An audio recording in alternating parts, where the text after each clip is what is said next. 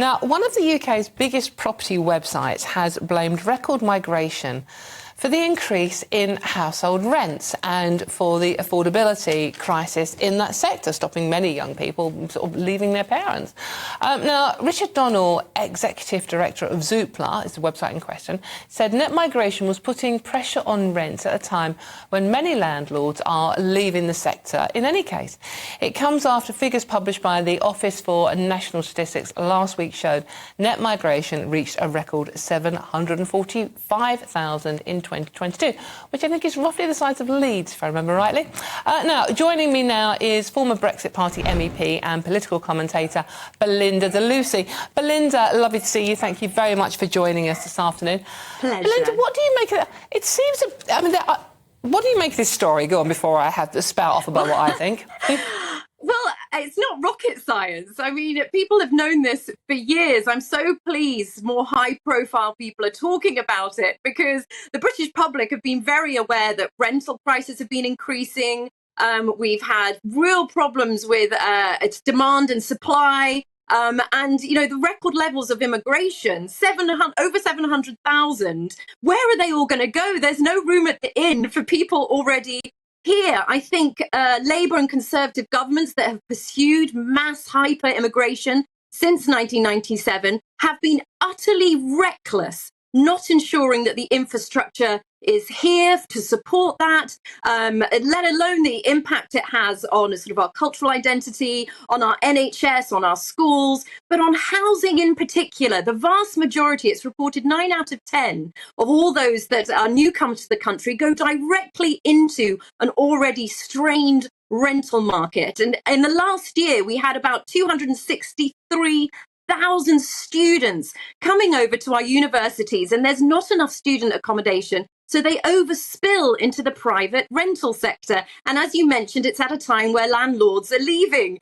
as well. So we have got this crisis. We didn't seem to have this housing crisis pre-97 when immigration was around 50,000 a year. We didn't have the waiting lists. It takes me a month now to get an appointment at my local NHS. It is a huge strain. And I think the Conservative and Labour governments who've pursued this reckless policy have done it out of an addiction to cheap labour and have not thought through the impact it has, especially on young families, because of course we have a birth rate decline in this country too, and we're really struggling to create a climate, a healthy climate for couples to expand their families. And one of the reasons is because they can't afford to go into a bigger home to have more rooms so that they can have more children. And, you know, we're already, I think, the second most highly densely populated country in Europe as it is, excluding all the sort of mini states. And so to accept vast amounts of numbers when we don't have the housing, I think is reckless and a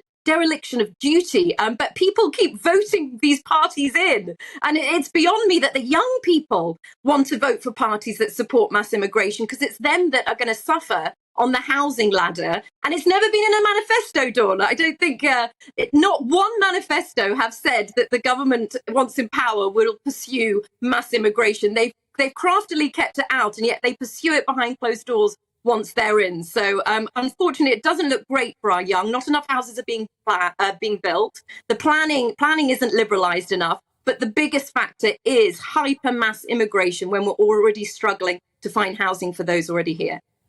Thank you very much, Belinda. Thank you very much for joining us this afternoon. Very strong opinions there. It's Belinda De Lucy, former Brexit Party MEP, on the fact that mass migration has been blamed for the shortage of housing. What do you make of this one, David? Yeah, well, it's absolutely true. I mean, it's not rocket science, is it? I mean, it's just simple maths. There's 745,000 people coming in 2022. They all need somewhere to stay. How many homes did we build in that year? I mean, about 100, 200,000, something like that. So there's nowhere near enough new homes being built for the people coming in, let alone the population, the natural population growth of this country. But I don't want lots of new homes everywhere because we're full. We need to look after our countryside and not build build new housing estates all over prime agricultural land, which is happening. We need to protect the character of our towns and cities as well, protect our heritage. So they need to get a grip on this, and it's something that's got out of control. It's something that's been out of control, actually, since 1997. So what is the solution? Obviously we know what the long-term solutions could be. I mean, I know you're against more building of houses, but we literally just stop immigration, put a hold on immigration? Not stop it, but I mean, we've got 745,000 net. That means there's over 1 million people coming into the country and then a few 100,000 leaving. We need to balance that out again. So what I would do is have strict caps on work visas and student visas. There's I think they gave out over 500,000 student visas and student dependence visas together combined last year. We need to reduce that to 100,000. That reduces net immigration by 500,000 straight away. Strict caps on work visas, that would reduce net immigration by another 200,000 if we had just 100,000 work visas. And then we need to train our own young people to do the jobs that need to be done, rather than relying on cheap labour from abroad.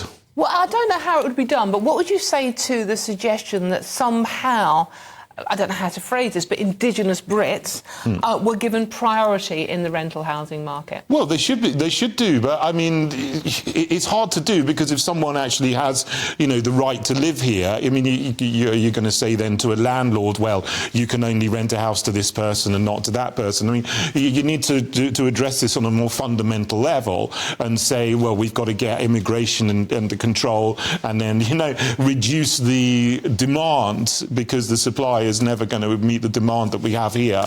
And so, I think we need to address it in that way. OK, Aaron, coming to you. I mean, is it dangerous to blame migrants for this?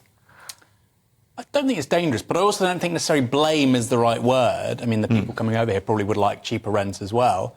One funny thing for me is that because the net immigration figures for last year were revised up, that now means they're going down. So they would have been revised up to 750,000. I think now it's something like 600. It was 600, yeah. Basically, over 2 years, it's 1.3 million now, which is Birmingham, basically. Hell of a lot of people. But I just find that amusing, because Rishi Sunak will say, we've got it under control, it's coming down.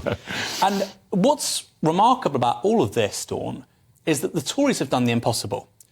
A plurality of Remain voters now think net immigration is too high. So a Conservative government has acted in such a way over the last 4 years that a plurality, so not a majority, but more often than not, of Remain voters in the 2016 referendum think net migration is too high. That's on the watch of the Conservative Party. Now, why are they obsessed with the small boats? You might think, too many people come over the channel, that's fine, but let's look at the numbers. 27,000 people have come over the channel this year so far. OK, let's say it'd be 30,000 for the year. We're looking at, like you say, net migration of 650 to 700,000 a year over the last 2 years. They focus on that precisely because of the failings on legal migration. On legal migration. The nursing register, this is an extraordinary statistic. Half of the nurses now going on the nursing register are from overseas. 50% of the nurses. Yeah. So there is a reason why we have lots of people coming here. It's because if we didn't have them coming over here, we'd have economic contraction. They love to talk about, GDP's going up. It's not going up per person. It's going up because we're having so many people come here. The NHS would be struggling. Wages would go up. There's a reason they don't do it, but they don't want to talk about those because, of course, that would mean a rethink of our economic model. OK, right. Unfortunately, we're running out of time. Again, it's a brilliant debate, isn't it? Lots of good debate on this one.